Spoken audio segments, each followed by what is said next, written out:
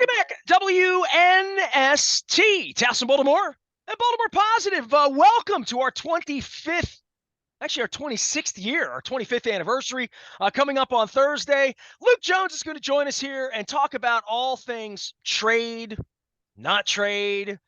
Zay Flowers, he's been running around out of camp where the humidity's been down and the weather's been nice. I hope it remains that way on Thursday. We have a big weekend here. Thursday, we're going to be at Costas from 11 until 4, celebrating our 25th anniversary. I'll be giving away basically everything. So anything that literally I have left over that are T-shirts, that are Believe in Joe signs, that are Ray 252 signs, and Free the Bird signs, and Baltimore Loves Cal, and Wacko for Flacco, and Dump Trumpy, and all sorts. I have signs. I have books. I have shirts. I have hats. I have swag. Come get it. It's all brought to you by our friends at the Maryland Lottery. Also, Maryland Lottery Scratch-Off. Somebody won $100 2 weeks ago. Window Nation also sponsor what we're doing. 866-90-NATION. They will be with us and on hand for our 25th anniversary, as will Leonard Raskin and Raskin Global. We'll be at Costas on Thursday, 11 to 4. And then on Friday, back again with maybe some remaining pieces of that, but it's a little harder at Drug City because we're going to be upstairs above the fountain in the tasting room. I'm wearing my Fountain t-shirt today. That's not from Mike Fountain, who's one of my best friends back in high school. That is the Fountain where you can get a big boy milkshake on Friday. Luke Jones, I would invite you, but you're going to be at Ravens practice, and the Mets are in town, and Jack Flaherty will have made a start, we believe, on Thursday against the Blue Jays by the time we get to that. How are you? You toweling off? You had a hell of a day on Tuesday between Zay Flowers left and Odell Beckham right and the whole Mike Elias watch. You were underwhelmed by this, as was I. But, when I'm negative about the Orioles, just me being negative about the Orioles. But this was not a bold move by the organization. This was just a move. It was a move. I think it's a move that can still bear some fruit for them, but is it the big move that you and I talked about the possibility of occurring? Certainly didn't fall anywhere in the realm of Shohei Ohtani, who didn't get dealt by the Angels, and the Angels ended up being buyers. And that's part of this whole thing that we talked about for several weeks. Some teams that we talked about in terms of potentially selling either stood pat or they ended up buying themselves. And that's part of just the reality of 3 wild cards in each league. But in the case of Jack Flaherty, and I said to you all along, my gut was you were much more likely to see a move like this rather than seeing the Orioles swing for the fences. I mean, Jack Flaherty, someone who has got a 4.43 ERA over just under 110 innings this season. Kind of at first blush, when you see that, hey, it's a younger Kyle Gibson to insert into the starting rotation. But he's the number 3, number 4 starter. Is that what we would call him in any era? Yeah, I think, well, what's fascinating about Jack Flaherty is you look at what he did early on for the Cardinals. Go back and look at his 2019 season. He finished 4th in Cy Young Award voting. I mean, that's how great he was in 2019. He had a 2.75 ERA, just under 200 innings. He was phenomenal that year. He looked like he was going to be a star. He was going to be the next great Cardinals pitcher. So now we've seen that from Chris Tillman here, and we've seen that from Miguel Gonzalez here, and we've seen never that good. That good. Fair enough. Right. Like I said, this was a guy in 2019. He was 23 years old, and he had a 2.75 ERA. He had a WAR of roughly 6 wins above replacement. I mean, this was a guy that looked like he was going to be a future all-star, a perennial all-star, a future anchor of that rotation for the Cardinals. Or as Harold Reynolds called him, Bob Gibson. Yeah. But what's happened since then? He had some injuries. Certainly he did not pitch well during the COVID season, which, we saw some weird performances, some great players, some not so great players have seasons that were uncharacteristic. In 21 and 22, he was hurt. He didn't throw more than 78 and a third innings in either of those 2 seasons. So he has been healthy this year. I think when you dig into his profile a little bit more, he's striking out close to a batter an inning, but walks are higher than you'd like to see. He's given up a ton of base hits, but at the same time, we have StatCast now, and you can look at his batted ball profile, and he hasn't given up as a ton of hard contact, or at least as much as what the numbers would make you think. So you're betting on a couple things here. First of all, this is a rental. The Orioles did not give up a whole lot.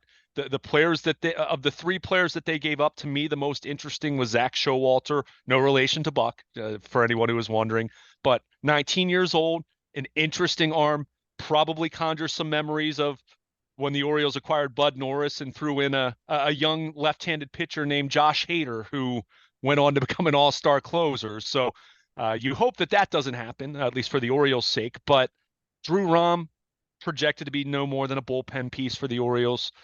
Cesar Prieto, where was he going to play? Another infielder. So they did not give up any big pieces of consequence. And I think if you look at Jack Flaherty's profile, is there some upside there that can be untapped with a change of scenery?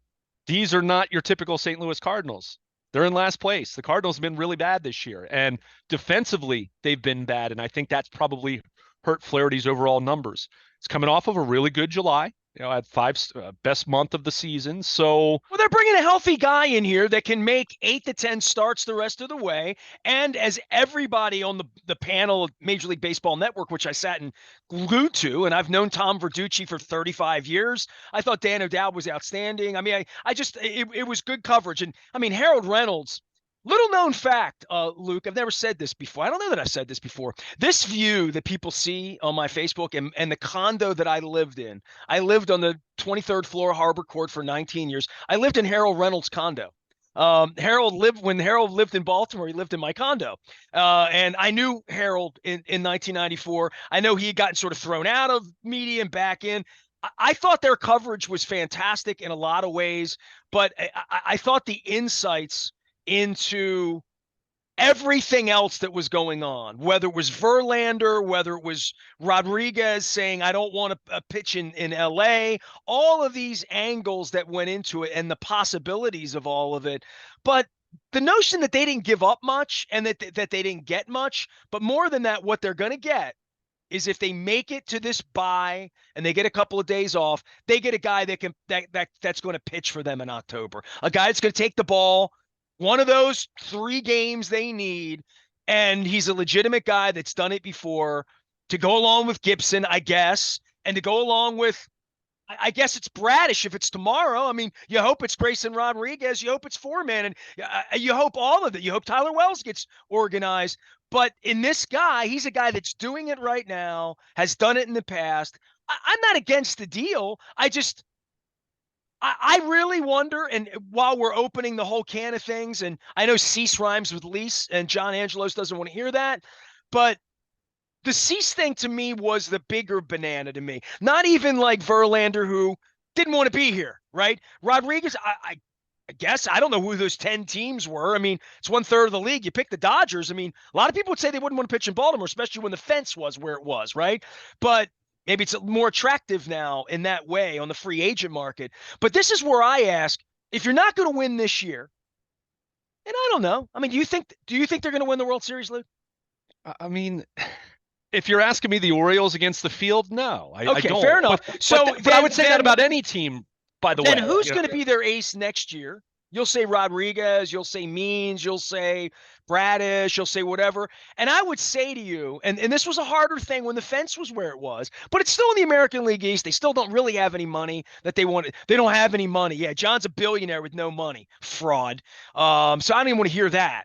But I do want to know if the long-term plan is the long-term plan. Where are the other? Because I'll hear Holiday. I'll hear that Kowser's going to be great. I'll hear that Westberg's going to settle in. I don't know where all these guys are going to play, because Henderson's going to move to third and Holiday's going to be the shortstop on opening day next year, or like that, or by the All-Star game in their mind. Otherwise, then why didn't they just throw Holiday in the deal and get Cease? So I don't want to say that they should give Holiday up for Cease. I'm not making that case. I'm making the case of, well, who's going to be the ace? And you're not going to pay to buy it historically ever, because you wouldn't be the team signing Scherzer or Verlander away from the Mets in the offseason. They've never been that. They'll never be that. The fence was a big part of that, I think, in regard to one of the reasons Messina left, other than it was effed up, was it's a tough place to pitch. And every Denny Nagel and every guy that signed in Colorado found that out too, and it hurts your feelings. I don't think you get your feelings hurt anymore in Baltimore. I just don't think John's going to pay $100 million for a pitcher on the free agent market. And I think when Rodriguez hits, I'm a free agent, are these the guys they're going to pursue in the offseason? Because this is a day when you get to bring in a pitcher under contract, right? And we went through this with football too, where like under contract and you pick where you play versus you don't pick where you play, where the NBA has become all of that. In the offseason, is anybody going to pick to play here? And are they going to overpay, which is what the basis of doing it, to get more pitching? Because if they're not going to win this year, they're going to have all these shortstops and third basemen. Everybody's going to the Hall of Fame. Somebody's got to pitch. You know, I don't disagree with a lot of what you just said. At the same time, Kyle Bradish has a better ERA than Dylan Cease right this year. Now, Dylan Cease has more of a track record. Dylan Cease is a really good pitcher. Don't get me wrong. He would be their ace. I'm not suggesting otherwise. However, I'm not giving Bradish away. I'm trying to add to it. sure. But at the same time, make him not our number one because he ain't a number one. Well, okay, that's fine. Although guy's pitching really well. I think you're selling him a little short how you just said, I guess, Bradish. Bradish been their best pitcher and, kind of by a wide margin, actually. Including on Tuesday night. Yeah. I mean, shook off, giving up the early home runs, and it's kind of a bulldog as that outing went on. But I hear what you're saying. And one thing we have to keep in mind, though, all of these assets have value to them. They even assign monetary value to prospects in terms of projecting what kind of player they're going to be, how many years of club control they have. So that all goes into the accounting here in terms of figuring out these deals. a scientist. I would agree with you. They have models for all of this. But not every like team, the old days where it was Buck and the old man and Chris Davis going in and getting money. That's over. I agree with that. Right. And look, that doesn't. At some point in time, and I wrote this at BaltimorePositive.com. Look, I'm not doing cartwheels over the Jack Flaherty deal. At the same time, I think it helps them, whether it's what he does directly or what it allows them to do with other pieces that they can shuffle. For example, I've said it, and it felt reinforced with the Flaherty edition.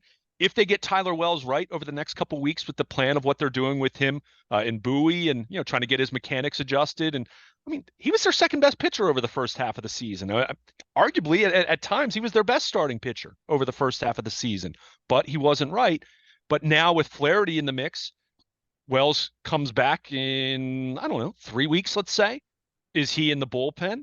Is someone else struggling and they move that individual to the bullpen and you strengthen yourselves in that area? But it gives you another option. It gives you a higher floor with your rotation, at the very least, for the next 2 months. Jack Flaherty's going to be on. It's also going to give you 60 or 70 innings. That Wells isn't giving you right now, that you're unsure about where those innings are coming from. I think that more than anything, they gave a couple of minor leaguers away and a pitcher to get innings, to get real major league innings, which I think Jack Flaherty's going to give them. Now, I don't know whether that's going to win them the World Series in October or not. You talk that bulldog. I don't know if he's that guy, and I don't know if Bradish becomes that guy. And the innings wall for so many of these young guys is a concern for almost all the pitchers they have. I mean, they wouldn't say they're concerned about Gibson or whatever, but I mean, he's old enough, his arm hasn't fallen off yet. He'll be okay. But they're concerned about all of that because they don't really know what they have in Yenny or Cano. I mean, they really don't. Yeah, sure. I mean, no one thought Yennier Cano was going to be an all-star. Felix Bautista, look at what his workload is and how he's, I think, 14 innings away from his season total of innings last year, and there's 2 months to go. That's why, for me, I'm much more concerned or disappointed that they didn't add another high leverage bullpen arm. And the move to me, and I was even talking to someone out at Ravens who doesn't cover the Orioles but is a big time baseball person. To me, the move was David Robertson, and he got dealt several days before the deadline. Someone who's been there, someone who's closed games, someone who's pitched in the playoffs. I would have really liked to have seen a bullpen addition in addition to what they did with Jack Flaherty. Was Flaherty my ideal target necessarily? No. He's what I figured they were going to do, much more likely than going and get Cease, who it really, Mike Elias didn't come out and say this because you're not going to talk about another team's players and you're not going to delve into specifics, but it really felt like the White Sox were just we want Jackson Holiday. We want Jackson Holiday. We want Jackson Holiday. And the Orioles weren't willing to do that. So, we'll see how that plays out. And look, Dylan Cease is a really good pitcher. Is he Justin Verlander in his prime?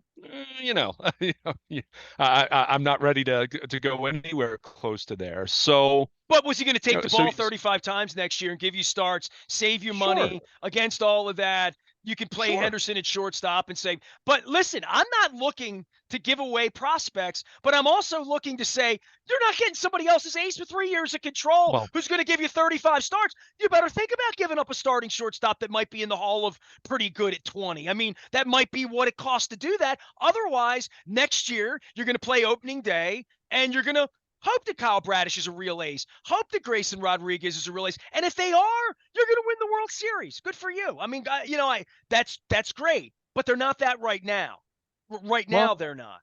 well, right now they also have the best record in the American League somehow. So, I hear what you're saying, and I will say I'm whether always ready to make it rain in October because you know what? It always rains in October for every franchise, right? Oh, same thing with Lamar as we get it. Well, I mean, who are they going to play in January? It's going to rain in January. They're going to fumble the ball. They're going to things are going to go wrong. And when that happens, are they going to have enough pitching?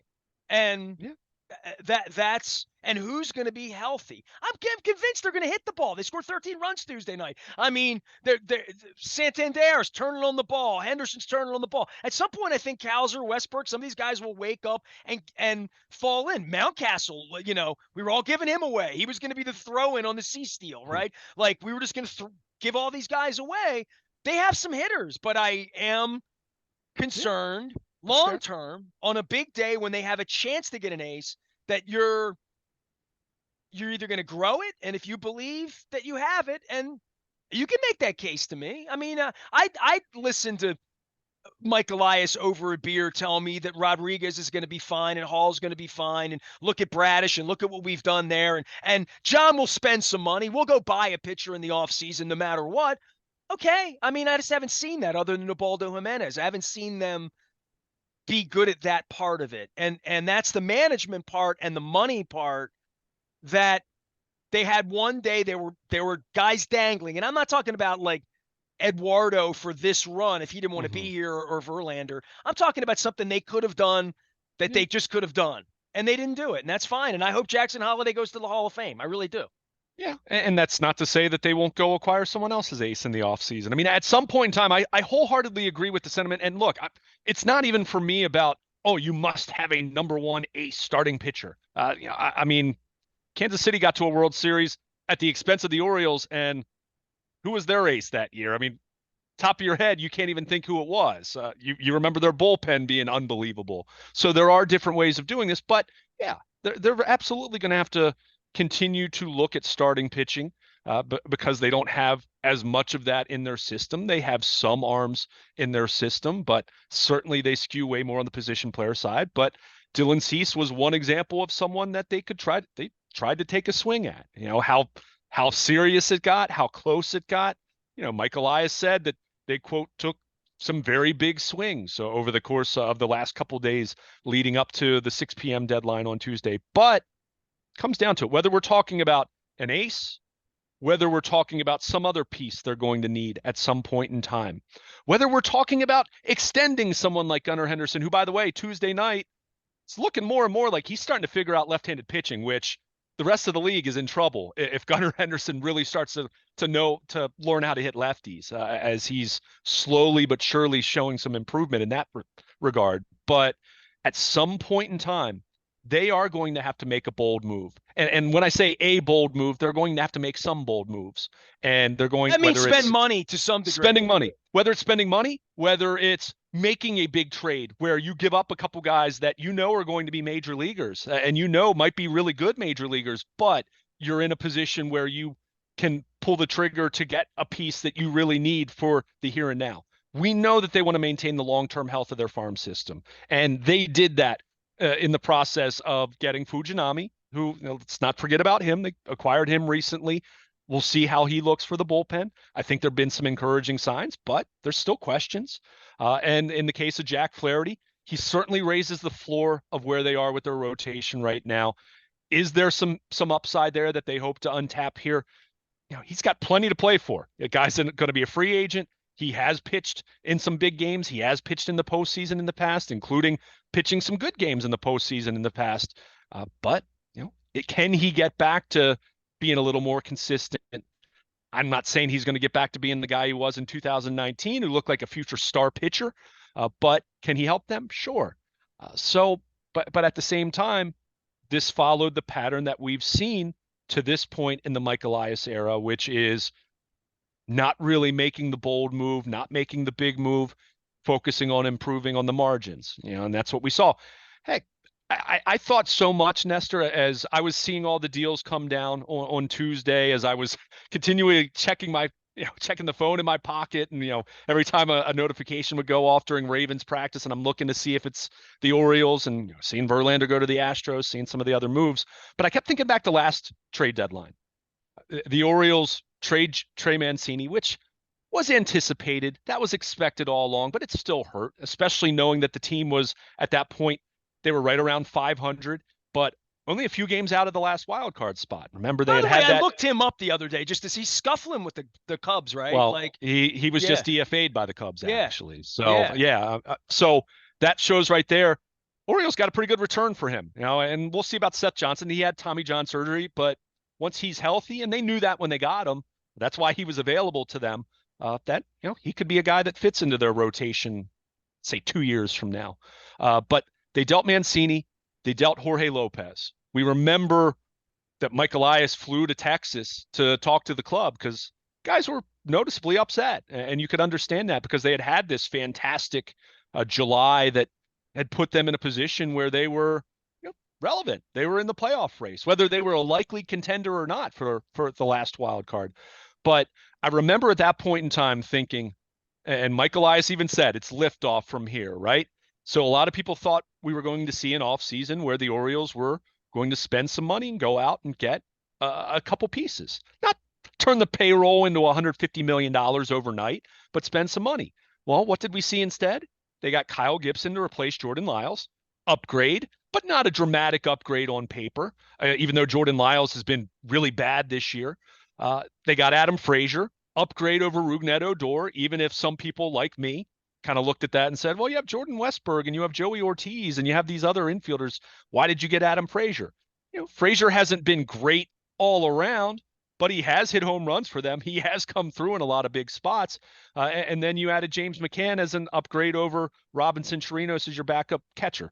That to me hasn't worked out quite as well. Certainly hasn't worked out offensively, but it is what it is. The point is they made moves on the margins once again. And this trade deadline, while maybe a little more upside than some of those moves I made that they pulled off in the past, still kind of reeks of that low risk, low reward or moderate reward kind of category, which is fine for the time being. But at some point in time, they are going to have to be bold. They are going to have to make a big move. Is it going to be this Cummings off season? Is it going to be next year's trade deadline? Is it going to be talking about extending Gunnar Henderson or extending Adley Rutschman or those types of moves where you want to make sure you keep some of your young stars?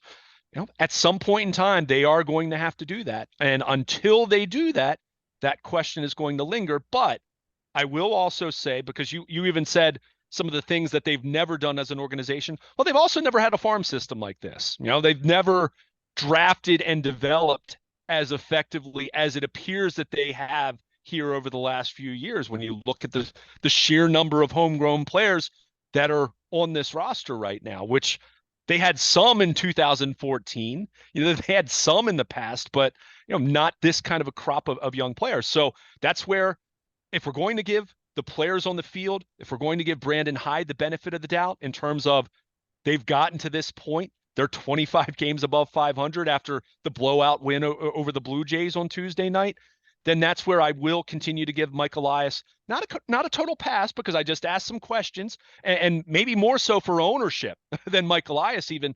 But I will say he himself, this current era of the Orioles, they're entering uncharted territory now because the rebuild's over. They're 90+% across the board. The fans expect them to go get Verlander on trade day. I mean, like, we've moved we went from 0 to 100 very, very quickly here on Sure. expectations of the fan So, base, and they expect Jack Flaherty to pitch and win big ball games in October en route to a parade. That is not a pipe dream. That's going to be the expectation over the next 4 or 5 years, which is why when I'm thinking of trade day, I'm not even thinking about what can they do in 14 or 16 to win here and now because Buck's going to be gone, Duquette's going to be gone, the old man's going to be mhm. dead, like all of that. I'm not thinking like that at all. I was thinking more like, hey, how can they steal an ace here, and Yeah. really fortify and move the organization forward? I guess they feel like dealing Jackson Holiday or Cowser or Westberg or or whoever that package. I mean, at some point you say, look, you're not getting Holiday, but I'll give you this, that, and that. Take 5 other guys. Yeah. And if that's not good enough to get their ace because he's under team control, I understand where the White Sox are coming Sure. from, right? Well, I mean, we had that around here uh, when it was come time to deal a couple of our guys that were decent back in the day, and we yeah. Well, and I'll also say this much. I mean, if the Orioles were willing to talk, or if the White Sox were willing to talk about Dylan Cease, I guarantee you the Orioles weren't the only team that made a call. Now, the Orioles may have had the most attractive collection of prospects, but that also means the White Sox know that, and they're going to ask for the moon. And the one thing I will say about this is they didn't trade him to anyone else either. Some Keller from the Pirates, yeah, another, the Dodgers weren't giving up their Holiday, right? Dodgers would have loved to have him under control, exactly. right? So Yeah. right. So that's where you do look at this and say, okay, it may just be that the some of the pitchers who didn't move, and Eduardo Rodriguez is a little bit of a different case, obviously, because apparently the Dodgers had a deal in place for him, and he didn't want to go to the West Coast. He had no trade clause, which is also part of this as we think back to Adam Jones 5 years ago. But you do look at some of the pieces that didn't move, and that's where again you're reminded of prospects are valued and young players who are still under club control who might be in the major leagues, but in the case of Cease or Keller or some of these other young ones, they have 2 more years of club control. They're asking for a heck of a lot. So, Jones sometimes turned down a chance to go to Philly, right? he did. He I did. But totally forgot about that. Thank you. I yeah, mean, so much ish has happened in 25 years of having the station, yeah, 33. Like I forgot about that. I also sure. who was the Canadian kid that was such a prick that they dealt? The pitcher. He was decent. Oh, Eric Bedard? Bedard, yeah, left-hander. Yeah, yeah. That's a name I couldn't come up with. Yeah, Oh, okay. sure, sure. That's So, why I forgot his name because he was such a prick. but hey, he got him Adam Jones. So, Right, right. yeah. Thank you. Yeah, so so you look at, I mean, you look at all these different moves, and again, I'll come back to where my real disappointment lies that I think is completely valid is not getting another bullpen arm. I think Fujinami could actually really help them. I think he might end up being their second best reliever if Cano continues to go in the wrong direction. But I would have really liked to have seen another experienced high leverage reliever like a David Robertson. And look, I'm not saying David Robertson's amazing at this stage of his career. He's at the end like Verlander's at the end.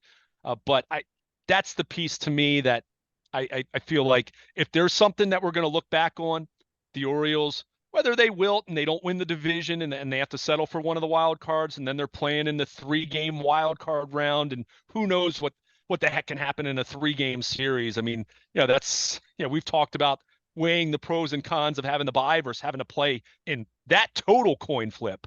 But for me, we'll probably look back and say, should have gotten another bullpen arm, more so than bemoaning the potential of getting Justin Verlander, who, by the way, it's interesting, and I don't want to go too far off track here, but when you're looking at trade targets, you see the stats, but then you start to look closer.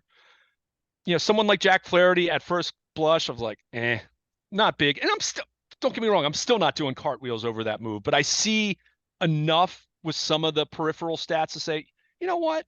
He might be good for them for 3 months. And, he's got a lot to play for. He's still young. Change of scenery, leaving the Cardinals, whose defense was bad this year. He's pitched well on the road, hadn't pitched well at home this year. Maybe he's our Jake Arrieta. Maybe he's our. I mean, at least for 3 months, right? I mean, he's a rental, and if he doesn't pitch well, then, Drew Rom and Cesar Prieto, they're not making or breaking your future by any stretch. I don't think those guys had a place to play other than as a role player. But in the case of Verlander, look, he still has good numbers. He's still good. He's still Justin Verlander in terms of his mind and his heart and desire and his experience. But you start to dig into some of his numbers, strikeouts are down, walks are up, grinding a heck of a lot more than he did even last year when he was, when he was had a sub 2 ERA in the Cy Young. So it wasn't just, oh, let's get Justin Verlander. And don't get me wrong, if the Orioles had gotten Justin Verlander, I would have been just as excited as anyone. But when you look at what you would have had to have given up, which the Astros still had to give up, they're the best prospect in their system. And yes, the Mets are covering a lot of the money.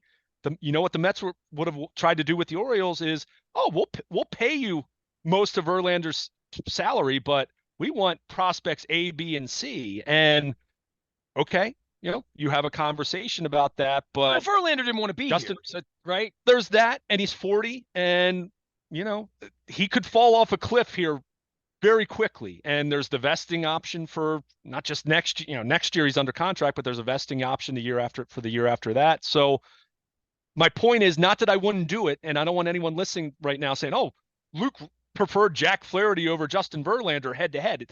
It's more complicated than that.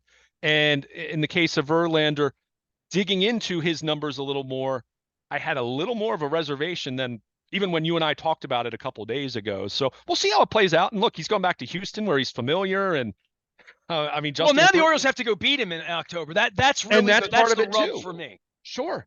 And that could be a big part of it. But at the same time, Justin Verlander's not putting up the same Justin Verlander numbers of even last year. So we'll see how it plays out. But well, we'll see how it plays out when it's Flaherty versus Verlander in Game 1, right? Well, You know what I mean? if it is, we know it doesn't always work out that way in terms of who's pitching when, right? and all but this. you know what I'm saying? I mean, sure. Well, we're all sitting here believing the Orioles are going to play baseball in October. How they're going to play when they get there, and that nobody knows that, right? Who knows? But I think we're all of the mindset that you want them to be as strong as possible there, and there's not going to be any coast if you want the bye. So that's part of the game here, is that there's no easy path to the bye. You have to put the foot down. You have to play every day all through September. They have 2 West Coast trips. They have all this stuff going on. And they have just innings limits, and there's a ceiling to their pitching right now. And you hope Means comes back. You hope Rodriguez gets on track. You hope Radish keeps this up. You hope Wells comes back. You hope Flaherty fits in, and apparently he's a very good guy too, and that would work well. Seems like Gibson's a good guy. They seem like a good group. I'm bullish on their potential. Sure. But I'm also like, they now have to go beat Verlander. So that's one of the things, if you don't get the guy.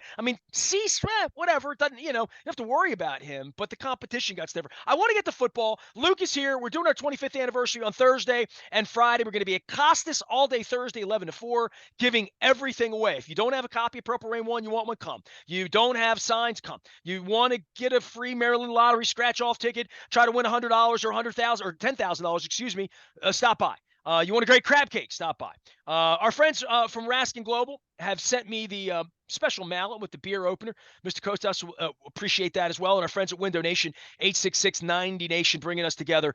Then on Friday, we're going to be at Drug City from 11 to 4, celebrating 25 years with lots of friends.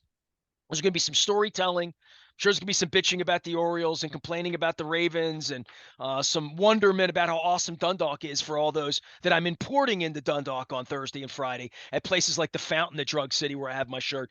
Luke, you spent the day, and is there anything else on baseball you want to get to? Because I want to do the Zay Flowers thing. I want to do a little Ravens here. We got a long weekend. We got the Mets coming to town, all this stuff. Have we done enough on the trade deadline? My final quick thought. We talked a lot about Houston. We had talked about Texas. They're duking it out in the West. There's going to be a division winner, and one of them is going to be a wild card. The Orioles, look, Jack Flaherty and Fujinami, it's not moving the needle dramatically, but Tampa Bay, okay, they got Savali. Is he better than Flaherty? Fine. Toronto, they added a couple pieces, including Hicks, who gave up a couple runs against the Orioles on Tuesday night. The Red Sox and the Yankees did not do a whole lot. So in terms of the division, which is still critical in terms of the first round bye, because the Central is going to be playing, whoever wins the Central is going to be playing in that wild card round. I think the Orioles did okay in that context in terms of the rest of the division. Also, of the 5 AL East teams, from what I understand, at least one source, and I don't want to cite this as the gospel, Orioles of the 5 AL East teams, I do believe, have the easiest schedule the rest of the way. So little food for thought there in that context, not just comparing them solely to what the Astros and the Rangers did, which certainly was more robust. Well, and the other thing is the all foldo that you do in September when you're beating each other up, that's Right. gone now. Right. There's no, hey, if they go 3-9 at the wrong time in September, they can F this whole thing up. They still would need the other side to be winning their tail off in other places. And to your point, the competition's not the Yankees and the Red Sox of days past where you're going to see them 12 times in September the way maybe you used to. Luke, football. You've spent more of your time on football than baseball, even though we've sat here talking baseball. They allow you to come to practice. They do not allow me out there. You're the only eyes out there. The Flowers thing, look, in the modern era, I've done 27 training camps until they haven't allowed me to go the last 2 years. I don't believe any of this. Any of the Bobby Rainey, any of the third string quarterbacks great in preseason games. I haven't bought into that since I saw Michael Vick get his leg broken 20 years ago, right? Like I don't. This is all a mystery to me. And then I go to the social media thing, and it really feels to me like all 32 of these teams have their Chad Steeles and their Michelle Andreses, and it's just one giant infomercial of gross saccharine. It's awful. And on these practice days, they just want to have a day when OBJ makes that catch that Austin Hayes made in the real game the other night. Or they just want to have that kid get knocked over and have their cameras there for Odell Beckham to do what any human would do, is pick a 4-year-old boy up and say, are you all right? And make him stop crying. And that's, OBJ, he loves Baltimore. It was sweet. The kid holding his hand and all that. Like, that was sweet. It was nice. We don't need to. That's what this is. That's what it is. But then behind that, there is Zay Flowers burned it up on July 31st. I'm expecting them to be in love with all their players this time of year. I'm expecting you to have a more discerning eye on who's in and who's out, and who's winning the competition to left guard. It's so early on, but the flowers for Zay Flowers, I want to bring it to you because everybody's glowing about it. So to the point where this kid's getting a raised expectation more than any of the wide receivers that we've had a lot of wide receivers that are first-round wide receivers here, that the expectation on him starting, in my mind, even in early August, like, they're talking about this guy as though he's something. Is he going to get the ball 9, 10, 11 times a game? Maybe. I don't know. Maybe he is their toy, as Todd Monken said. Yeah, and I think I don't even know if the hype is greater than it was for Bateman or for Brashad Perriman, or go all the way back to Mark Clayton or Travis Taylor, talking about their first round history at wide receiver. But it's what you just said, because there is so much social media attention. And look, everything you just said, my comment to chime in would have been, all 32 teams think they're winning the Super Bowl this year. I mean, that's what you're selling this time of year. In the same way, in February and March in Sarasota, the Orioles are selling hope. I mean, that's how this works. And social media is such a colossal arm to do that now. But in the case of Zay Flowers, there is a lot of excitement. And again, is it more than some of those other wide receivers of the past? I'll give you a quick anecdote. I remember in 2015, on the eve of training camp, before Brashad Perriman hurt his knee the next day, I remember talking to a very high-ranking member of the organization, and I asked him at the time, because keep in mind, this was 6 months after Torrey Smith had signed with the San Francisco 49ers, and my question was, do you think Brashad Perriman can be as good as Torrey Smith was as a rookie, knowing that regardless of the fact that Torrey was a second-round pick, he was really productive for them his rookie year. Almost got them to a Super Bowl, if not for Billy Cundiff. But that individual, whose opinion I respect a great deal, Nestor, certainly knows football. That individual told me he thought Brashad Perriman was better than Torrey Smith already. Well, now, if Brashad Perriman never hurts his knee, who knows? But that right there is a sign of what you just said. Everyone loves their players this time of year. So, understanding that, have I been impressed by Zay Flowers? I am.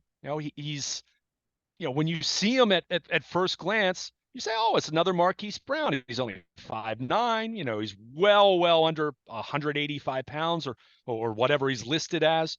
And, all of the speed, shiftiness, all those different things, but he plays with a different kind of toughness to him that you did not see with Marquise Brown that does excite me Steve in Smith. watching Steve Smith. him play.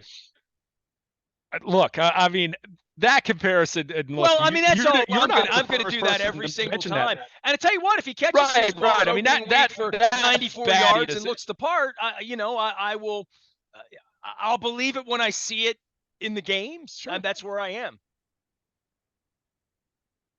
Yeah, sure, and that's fair. And look, I'm still of that mind. Believe me, I years, and I learned my lessons as a young reporter to not make too much of what happens in OTAs and not make too much about what happens in minicamp.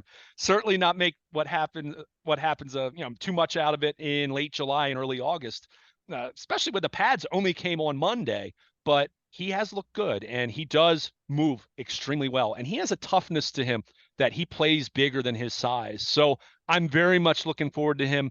I know, talking to various people in the organization and even some players unprovoked, not even asked about Zay Flowers, they've brought him up. Morgan Moses on report day was just asked about the speed of the offense and the tempo, and Todd Monken, and just in a general question. The first thing he brought up was Zay Flowers, which to me, that said something when Odell Beckham and Nelson Aguilar were also added in the offseason. So there's some excitement there, but there will be some growing pains as well. We'll see how it plays out. I'm not earmarking this kid to make the Pro Bowl as a rookie by any stretch of the imagination, but I do think that they have designs of him being a very important part of what they do from day one. So, whether that means he's going to become their bona fide number one wide receiver over the next 2 or 3 years, who knows? Again, there have been plenty of big time prospects and draft picks who don't pan out, and other guys who don't look as good early on, and then they do show out and become a legitimate piece for you. So the excitement is there. Since I've mentioned him in passing, Odell Beckham, the movement, he looks healthy. I'll say that. His movement, his route running, very fluid. He made a leaping catch in the end zone on Tuesday. That was good to see, although he did drop a deep one on what was Lamar's best deep ball of the day. So a missed opportunity there. It's practice. That's going to happen. How's Lamar doing? How's Lamar look? I mean, what's been interesting to me is the passing game over the first 4 days of practice where they did not have the pads on. So it very much resembled OTAs and minicamp, where inherently the offense should have an advantage because the threat of contact isn't there, right? The passing game has actually looked better since they put the pads on. So to me, that's just, I chalk that up as you're making progress, learning a brand new offense. I mean, you're putting in a brand new system. This is markedly different than what they did with Greg Roman. And that doesn't mean that it's all pass happy and they're abandoning the run or anything like that. But in terms of tempo, getting up to the line of scrimmage, putting more on Lamar Jackson's plate pre-snap in terms of adjustments and making changes at the line of scrimmage and the protection and all of that. So there's a lot to it. So it's been a work in progress, but I expected that. Todd Monken even said, yeah, we're not going to be as good now as we'll be come September 10th or October 14th or certainly December and you hope January. So that's been, but one last thing on Beckham that I was mentioning, he's moving well.